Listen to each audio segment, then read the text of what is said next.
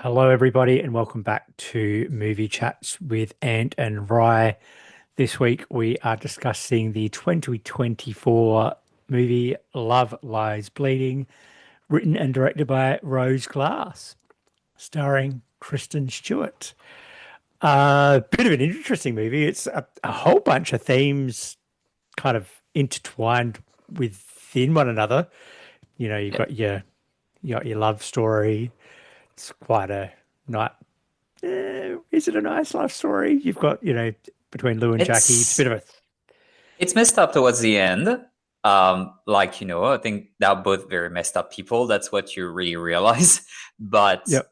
I have to say the way that the love story unfolds, I really like how they're able to communicate with each other. Even when they're having a fight, they still communicate pretty well and they calm down and they understand where each other is coming from. And then they do things for each other. I think it's a very yeah, I mean, if you take away all the murder and all the bad stuff, it's actually a genuinely touching Yeah. love story. Yeah, Like the two of them, you can feel the chemistry and how they're good for each other. for sure. Well, let's discuss it if for those of you who haven't seen it. So we've got it's set in 1989. We've got Lou, who is played by Kristen Stewart. She's an openly gay woman who works at a gym which is owned by her father, Lou Senior, played by Ed Harris. Amazing performance from Ed Harris. We will get into that shortly. Yeah, Then there is Jackie, who is bisexual, who comes into the town that they live in. She lives and works in a small town in New Mexico. I think it might even be Albuquerque that they're in. yeah, they're in New Mexico. There's a, I don't know exactly where, there's but yeah, there's an instant connection between the two. Jackie is a bodybuilder who Lou introduces to the world of steroids. So it's and that brings apart a bit of an addiction storyline as well. So Jackie becomes very addicted to steroids. Lou is also trying to quit smoking. That comes a bit of a almost a comical addiction throughout the film as well. We've got Lou Senior, who is he's part of a thriller part of the storyline. He's an kind of a the drug lord of or a gun runner for the yeah, town, which brings the FBI into it. So it's a bit of a Lou Senior versus the FBI. There's family drama because Lou's sister, who's played by that's Jenna Malone, who's played by no, so Lou's sister is Beth, played by Jenna Malone. Jenna Malone is amazing in this. She's always been such a phenomenal she's actress, good. even Yeah, even from right back in when she was in Contact. So she would have only been about 13 or 14 when she was in Contact. She's just been such a good actress throughout her entire career. Her husband is JJ, played by Dave Franco, who also works for Louis Senior. So it's a family drama as well. and So he's you've an got all the informant for the FBI too. right, which you don't find out until like later in the film, where because he's beating up Beth on a daily basis. So he's like abusing his wife, who is his boss's daughter, and his boss is like a shady guy who's killed many people in his past. It's just all these things that are just kind of interconnected and they're done so well. It's just Yeah. like when you really look back as a whole, it's just such a well written narrative. It's I very loved well it. written. I mean, it's funny because the way that you were talking about it, it just made me realize, yeah, there are a lot of things happening in this movie, but you're never losing the plot or saying, "Oh, wait, did I miss something?" or "Oh, was that or that?" You actually have no problem to follow it because it's very, very well written. And the performances are all just so well acted. Yeah, Like you've really come to like really want to get to know these two female characters who and their love stories. It slowly, perhaps probably just it jumps really quickly, but that they're so connected and they pair well for each other.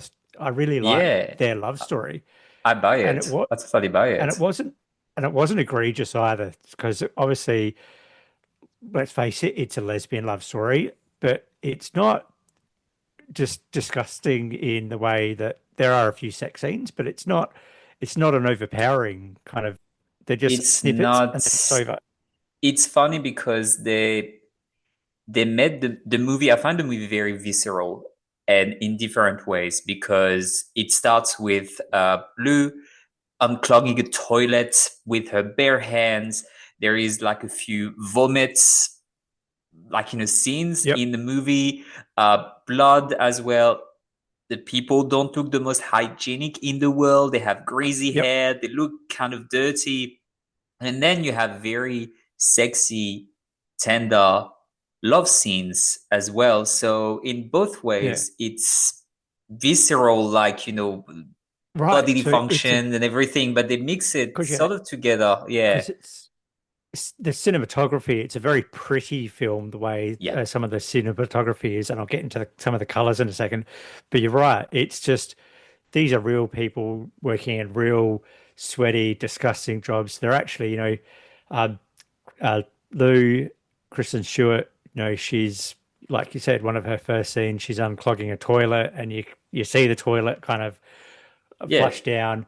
You see all these kind of yeah, they're not very pretty parts of life, but just No, but then when you you kind of have when it comes you have the love story, you have when they are together, you have the tender, and sulfurous, a little bit sex scenes. You have the bodybuilding part of it as well when you're on stage and everybody is wearing the makeup and the shiny muscles and the nice bodies. It's like it contracts with, yeah, life can be messy and very dirty, and then you put the veneer on and it's pretty. yeah, and when it kind of there's those scenes of the kind of you step back a little bit. I think we talked about the same thing in the order. Like it's a very kind of the nasty kind of people, but you kind of step back about the cinematography and the town itself is quite pretty. And because obviously there's one part of this movie which is in the outer skirts of the town is a canyon. Is it a canyon or is it a? Yeah, this It's big almost canyon like a or ravine or yeah, it's yeah. very deep. Maybe it was yeah. Maybe it was like a fault in the fault lines where they've kind of opened up and it's yeah really deep where they have to go where Jackie and Lou take somebody to dump a body later throughout it. All of those parts of it are just it's very pretty. So Yeah, there's there's the yeah it's that contrast of the discussing human nature versus the pretty landscapes. It's just something that I've always really admired yeah, in filmmaking. Um, Addiction is, I think it's almost a bit of a comical. It's almost done comically at certain times. Obviously, Jackie is no, sorry, Lou. Too many names. I'm getting confused. I've watched people where I watched one place when they were talking about the actors in the first person, and then they were talking about the characters, and it bothered me. Anyway, Lou is obviously tries to quit smoking throughout the film, and there's some really funny moments where she's obviously cleaning up a dead body. Um, JJ gets killed by Jackie throughout the film in a very, I'm going to talk about that in a second as well. But when she's putting the body into the trunk, because obviously she tried to quit smoking because she's trying to better herself, she looks down and she sees his cigarettes and she's like, no, no. And then she shuts the boot. she says no. It's, It yeah, yeah. And we can talk about more of the acting, just like on segue on that. I yep, love Kristen Stewart in this movie. I think she's so good, but she's got some line deliveries when she's just looking at it. There is a pause and she's like, nope. Or even when she's on the phone with her dad and he's saying, are you yep, yep, threatening yep. me? And then there is a pause and And, she's like, yep. It's just yeah, like, it just it's that 7 it's like a 6 or 7 second delay and she's like, yep. Yep. Yeah. Or when she sees Um, like her sister in the hospital and she's looking for some information, her sister doesn't want to say it to her, so she sort of like manhandle her a little bit, and then she says it, and she's like, "Thank you, sis." Just I the used to, delivery of her lines are so good. and after um what's her name? Daisy. Is it Daisy? When Daisy Yeah, gets shot and she's just like looking down and she's like, what? Huh? Huh? What? No. It's just, it's funny, but she it's cracked me also, up. oh, I know people, pardon the French, they shit on her a lot as an actress, but she's a good actress. I She's like very her as an good. actress. I'm really glad she got to actually show that she can act after Twilight, where she got Yeah. a lot of flack, very justified because she's not good in it, but she got a chance to showcase that she actually has some acting chops. Right. Um, Another thing I loved was the colors. The color, some of the Yeah, color palette was done so well. Lou is obviously. Well, let's talk about Lou Senior, who is obviously in the underworld, underbelly, whatever you call it. So there's kind of the backstory is he's always been kind of a, I guess, a bit of a hitman, or he's taken people out to this ravine. He shot them and killed them, and they've dropped the bodies into the ravine.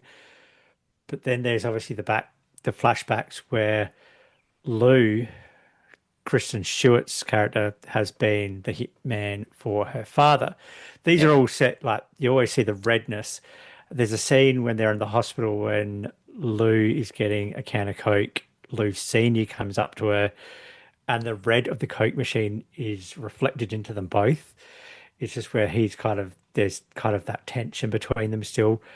Just those little kind of snippets and of use of color. I love that kind of just yeah. creative detail. It's just not many people really notice, but you just kind of go, wow, that's really impressive. It's a very good cinematography, and I really like that when they were showing the flashbacks where Lou was working with her father and she was a hitman or hit woman, one take it. There is no confusion. You know, it's in the past because it's colored red, so it's part of that storyline. It doesn't come to be confused with what's happening in the present, and I think that helps with the storytelling, with all the elements that are happening next to each other and being intertwined. That just really helps you just follow the story.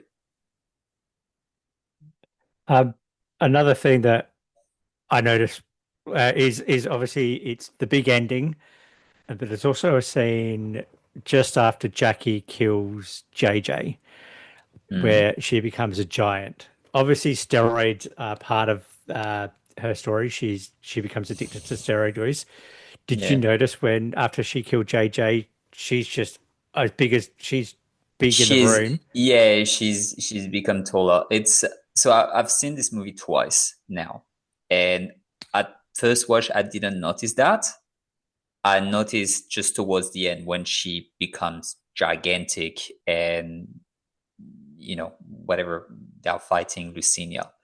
I didn't notice that. I noticed that on second view because I knew that was coming. But twice I have to say I hate that part. I hate the part when she becomes a giant. I just feel that it doesn't fit into the story. Yes, there is this indication before when she kills JJ and she becomes a bit bigger. Yes, there is the steroid use and you see her muscles like getting bigger. Yes, there is the symbolism of her steroid addiction and her love to Lou when because Lou is hurting, she feels it in her body and she becomes that big person to come to the rescue. I get the symbolism. Nothing else is like this in the movie. Nothing else is that surreal or it's pretty much rooted It's in reality. I mean, it's a story yeah, still that you can argue, but nothing it else is like that. yeah adds a little bit of absurdism to it, which Yeah. I'm not a big fan of Mm. absurdism myself. It's just there's a few movies where I've watched where it's very absurdist, and I can't get my head around it. You're right. The whole other part of the movie was realistic, and then that happened and you are taken aback, and I guess it's It just about it's really fem clash it really clashes, and it doesn't bring anything really to the story, and that's my problem. And I don't mind surreal and I don't mind absurd. I mean, we did our top three, and one of my favorite movies, or my favorite movie at the moment, is Everything Everywhere All at Once. It's absurd, but it fits. You know, you can put people with sausage hands or sausage fingers in that movie and it fits because it's absurd from beginning to end, but it has something in it. Here, you're telling a noir pulp story, and all of a sudden, you're throwing that big symbolism in it that is waved into the story. It's not even a delusion because Lou sees that Jackie is a giant, doesn't fit. It's and it was so not needed. That's my I love the movie, but that took me out of it, really. Yeah, I don't have an opinion on it because I've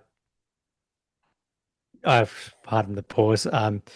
Because it took me out of it so much as well. I didn't know how to take it. So I thought it was it trying to empower female empowerment? Was it a feminist kind of But even female if it's that, empower? that's really on the nose and it's not Yeah, needed. Your entire movie shows that you have strong female protagonists, and it's not even, they are people, they happen to be female, they happen to, be in the same sex relationship. It doesn't really matter, does it? And yeah, I don't yeah, know. Yeah, yeah, yeah. I think yeah, you're right. It wasn't needed. It was probably the one scene I will agree I didn't understand and I didn't get. mm. So it was if that would have been taken out, I think it would have been a better film. Oh, it would have been. I Oh, mean, I'm telling you, it already knocked out a star. oh no. All right, um I'm going to talk about Ed Harris for a moment because Hmm. he's such a powerhouse and his performance in this, he is just so he commands every scene that he's in. Yeah. Uh, it just with the hair, he's got the what's the character in um the 70s, what's that movie called? The 70s musical, Rocky Horror Picture Show. Who's the character in Rocky Horror Picture Show? Oh, Is it the guy Tim with the Curry? long?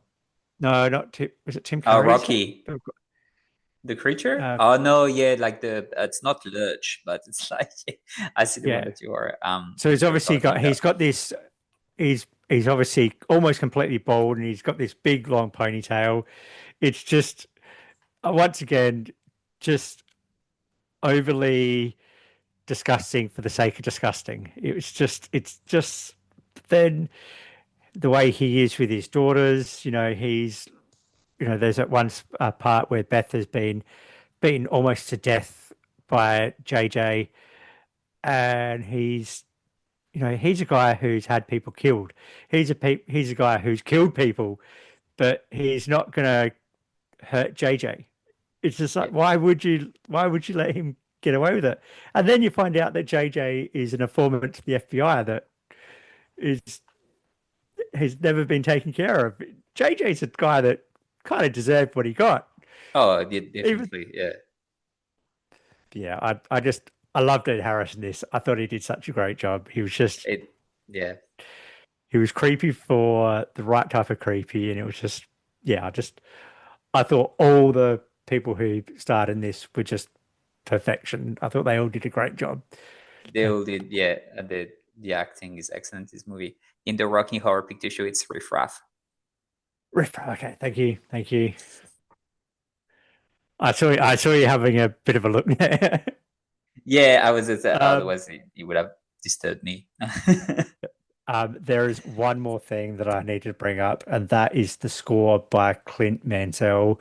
Mm, I've seen a few of his movies that he's done just such a great score. Moon and Mute are two films where his score is sensational. It's very prominent, bit techy. Uh, I think he's actually one of my favorite, very unknown composers. I really like his work. It's just so if you're a fan of the music out there in the world of movies, go check out his filmography. Mm. He's a good composer. Um, is there anything else you would like to bring up about this one No, today? no, I think we really went through it. So I think we should go into scoring. Let's do it. I'm going to give it a 4 out of 5. I really liked it. There was a few things that I didn't quite get, which is the absurdism of the gigantism. It just, I don't think it worked in the full narrative structure of the film. That's the only thing that, if you could take that out, it would be a better film and a higher score. But yeah, 4 out of 5 for me. Yeah, I follow you on that. It would be a 4 out of 5 for me. I think it, it's a very good movie. I really like it. I think it's gripping. I think it's intense. Love the cinematography. I love the acting, especially Kristen Stewart and Ed Harris. I think they're excellent.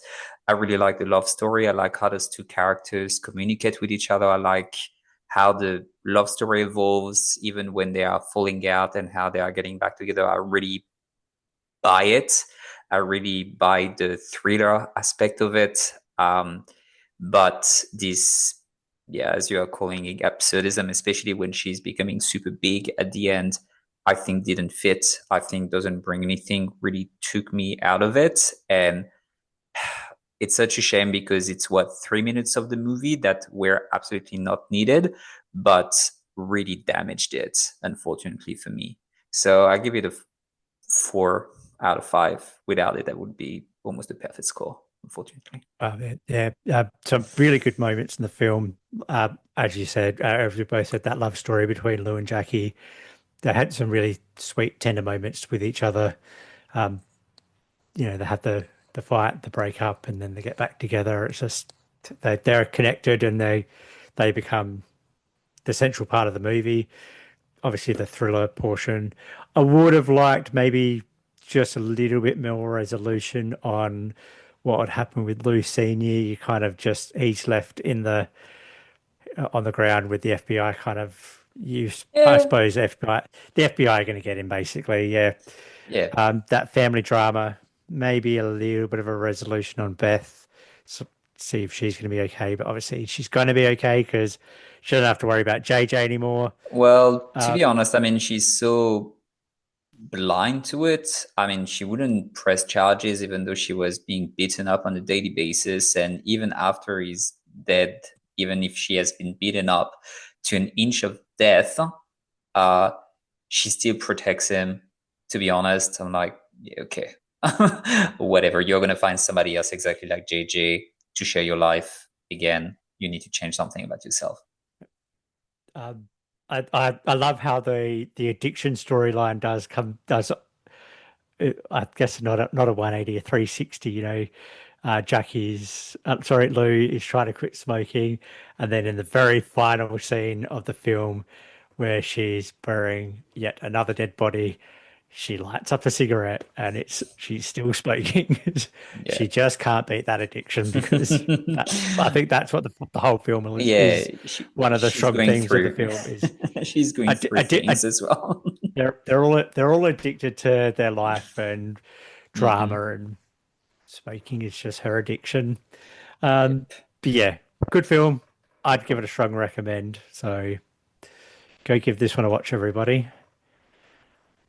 All right. Well, as always, please let us know in the comments what you thought of this film. Did you agree? Did you disagree? Please like, comment, share. It helps with the algorithm. And please subscribe.